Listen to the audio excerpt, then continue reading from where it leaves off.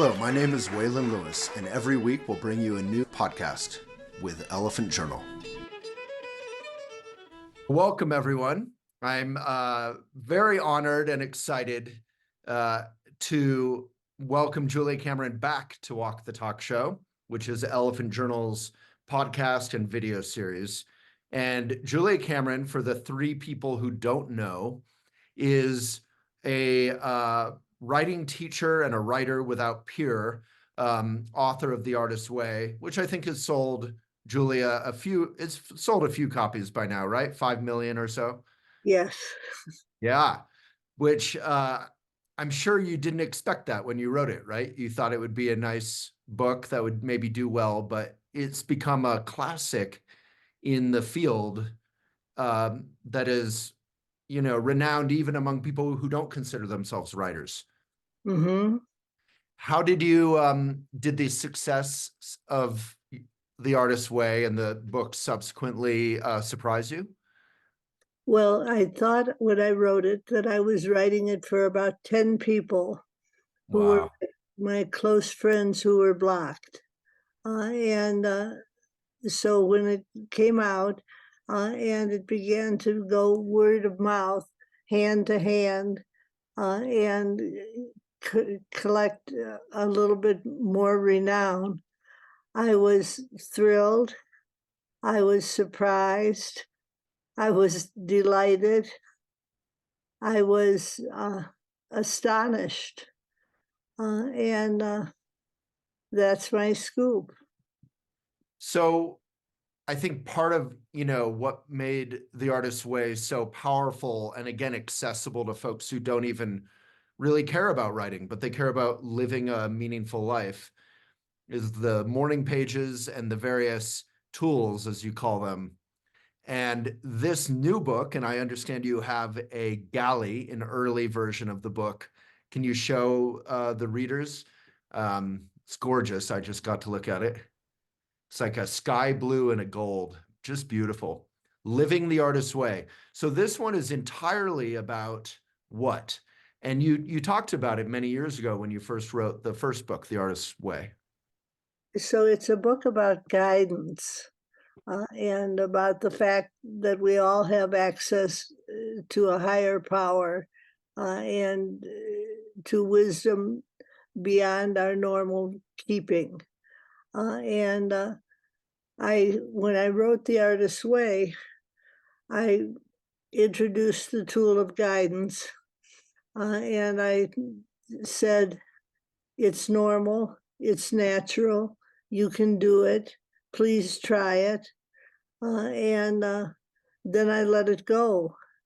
And I went for 30 years without mentioning guidance again, even though I was using it all the time. And you had written about it in that first book, right? Yes, I wrote about it in The Artist's Way, Yeah. but I didn't write about it again for 30 years. Yeah. So what I love about everything that you do, because, we've interviewed Natalie Goldberg and other wonderful writing teachers, and she's a gift in her own way, is that when I'm reading your work, I'm not sure if you're writing about how to write better, to get unblocked, all that, or just how to live better and be unblocked. It's sort of all the same thing. So how do you use guidance in your life, just practically day to day? Well, I use it all the time in all the different arenas of my life. Whenever I'm baffled or confused, I go to the page and I write, "What about X?" question mark. Right. And then I listen and I write down what I hear. And it's a pretty potent tool because it gives you a sense of direction and it gives you a feeling of optimism and if you want benevolence. It keeps saying, all is well. And I keep thinking, are you out of your mind? What do you Yeah. mean all is well? Yeah. I don't know how quickly I can find it, but I saved one little excerpt from it that I just loved. It was something about that the general message of guidance, as you said, all is well, is that you're held and you're safe, and something else like you'll be okay. Yes, you'll be okay. All is well. You are led carefully and well. And so when you get this message, a lot of times it seems too good to be true. Right, Uh, and you say, well, I don't know if I believe that. right. What I have found is that in cozy retrospect, uh, it's true. Mhm. All has always been well. And and it helps empower you to deal with the challenges, to kind of have a game plan or a path. Perhaps it kind of opens up that path through all the, because life, as we're seeing in the news, and as we know, it's like full of warfare and suffering, and the planet is heating up, and a lot of fear and confusion and anger can arise looking at that. So how does guidance kind of show us a path in our own lives? Maybe say more about the listening. How do you open up to listen? Well, I do it pretty easily. I Mm, have a tool called Morning Pages, mhm, which are 3 pages of longhand morning writing about absolutely anything, uh, where you're saying, I like this, I don't like this, mm, I want more of this, I want less of this. mm. And you're finding yourself tuning in to a benevolent something. And so what I do is I write my 3 pages of morning writing, and then I ask my question, what should I do about X? And I listen. And listening, I write down what I hear. And it's like taking dictation. It's not like trying to think something up so much as it is trying to take something down. And I find that when I do this, I'm led a step at a time. And I think it's possible for everyone to do this and to be led. And so when I wrote this book, I was conscious that I was asking people to do something which might feel a little bit woo woo. Right. And I decided, well, to hell with it. Yeah. We'll we'll just be woo woo, and we'll see what happens. And so what has happened is that when I introduce the tool of guidance when I'm teaching, uh, people take to it readily. The people are much more open-minded than I had thought. People have the bad news, as you were saying, about the world, and then they have the chance for good news. And most people grab for the good news.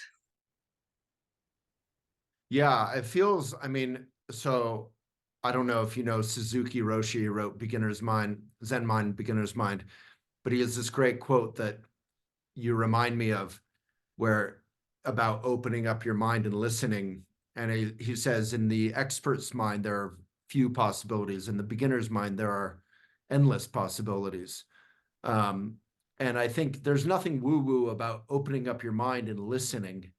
And I think especially coming from you, there's that trust.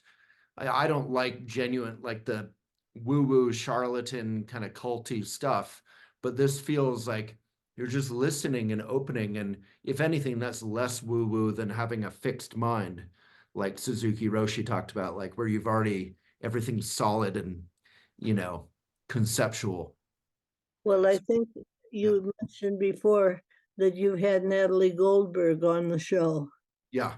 And Natalie is a girlfriend of mine. Oh, And she's remarkably open-minded. Yeah. And I think uh, she would define herself as a Zen Buddhist. Yeah. And I think that if you define yourself as a Zen Buddhist, you can go forward and have a Zen Buddhist openness. Hmm. And I think that people are ready for openness. Hmm. And that was sort of the risk I took writing the book, was wanting to say, are you ready to try this? Just try it. Mm. Try writing a question out. Try listening and writing the answer down. And see if you don't find that it's benevolent. And that process of listening and writing it down, it's not quite like wishful thinking or like a vision board where you're kind of saying, I want this, I want that. It's more just opening up and seeing what happens. Yes, I think that's fair. I I think that when you open your mind, you open it to endless possibilities. And I think that that openness is something that we can cultivate, and we do cultivate it.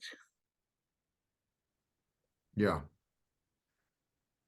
And again, this can help us unblock, like find our way forward, whether it's writing, because so many people look to you for help with writing, or again in our life with all of our challenges and our setbacks and our failures and our victories. And we can find our way through all of that just by listening.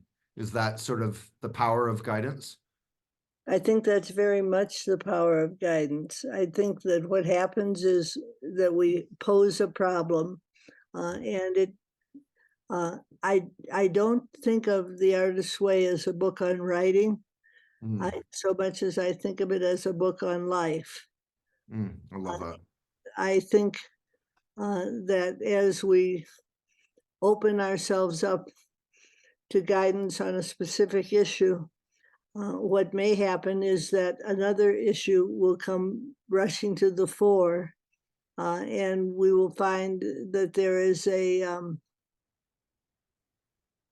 sort of hidden agenda uh, that the guidance is wiser about. Uh, for example, uh, I wrote, what shall I do about my writing?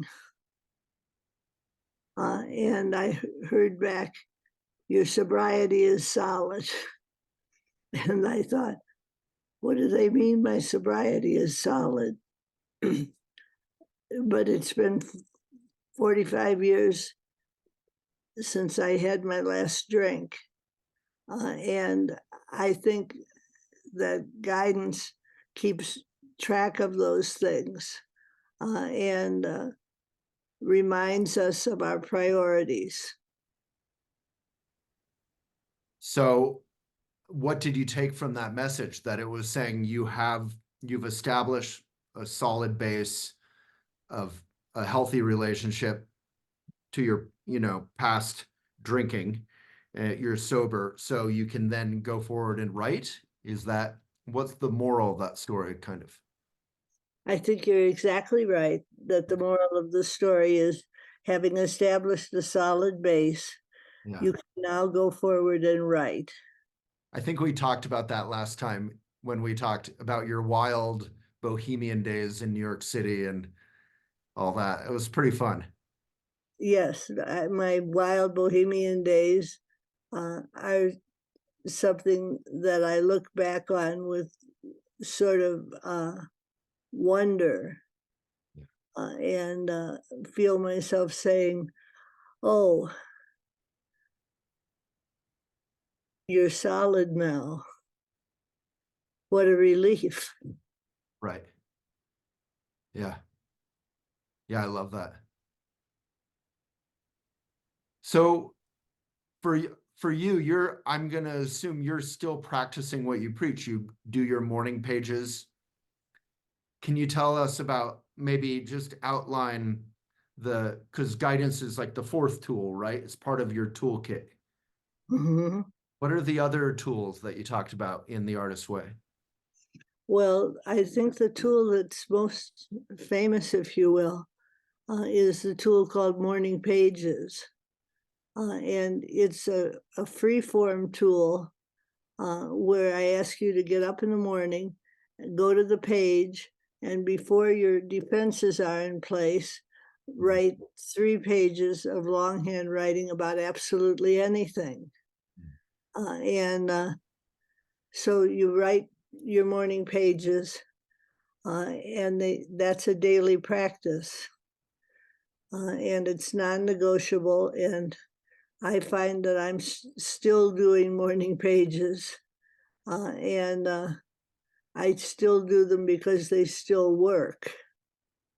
And so once a week, I ask you to go on an artist date, which is a expedition to do something that enchants or interests you. And it should be something fun. It should be something that gives you a feeling of enjoyment and expansion and even glee. So that's the second tool. And when it's used in conjunction with the artist with morning pages, it creates a powerful launching pad. And you do that on your own, right? You take yourself out on a date. Yes, I should have said that. That uh, an artist date is a solo expedition to do something that just enchants or interests you personally. Love that. So then the third tool is very simple. It's take a walk. And I ask you to do this maybe twice a week. Take a walk for 20 minutes. See what happens to your consciousness. See what happens to your sense of expansion. See what happens to your sense of glee. And so those 3 tools, uh, morning pages, artist dates, and walks, are integral to working the artist's way. And then uh, I have the fourth tool, which I'm introducing now, which is please go ahead and ask for guidance about something that's baffling to you. And this tool uh, is very powerful.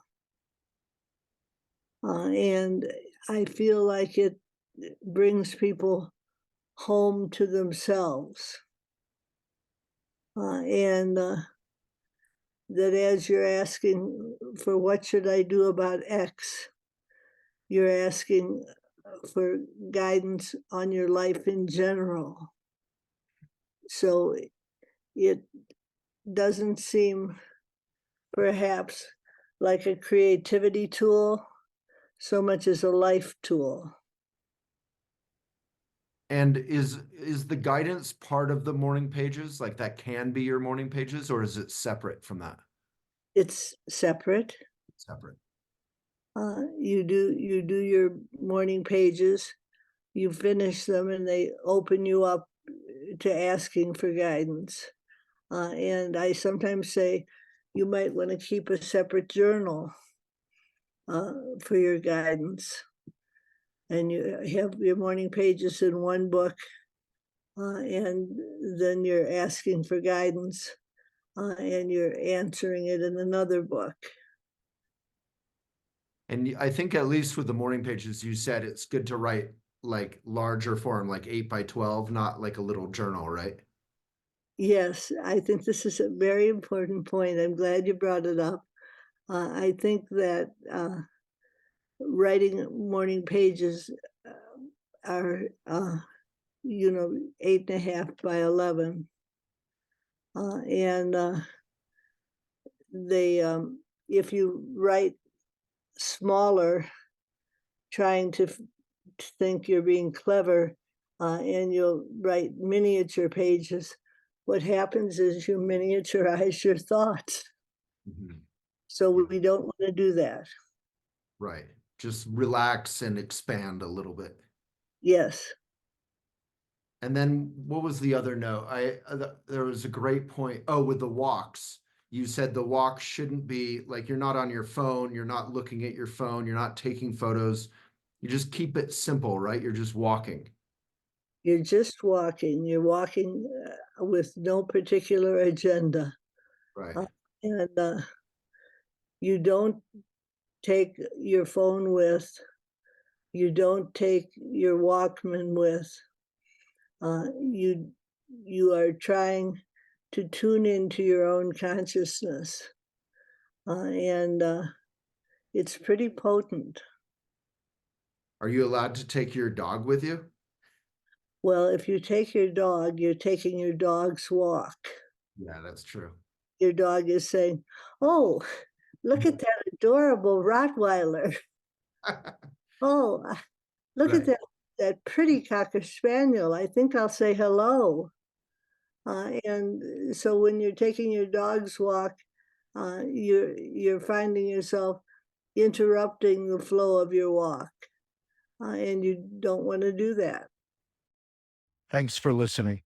Hope you're getting a lot out of it. The full conversation is on our indie platform that supports and continues our work, elephantjournal.com/videos.